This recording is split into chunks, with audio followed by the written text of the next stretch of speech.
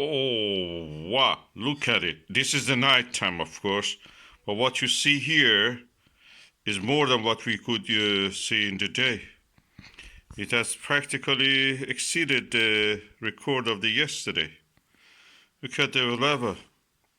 It's over spilling.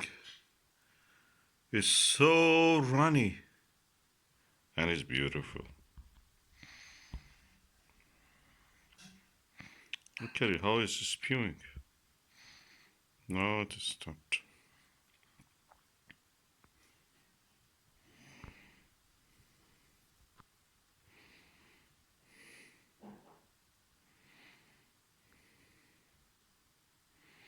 Well, on those things, you see the droplets are being pushed away by the wind.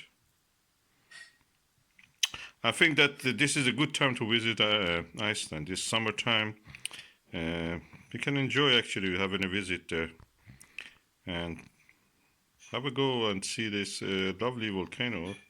How many times in your life you can see such a beauty?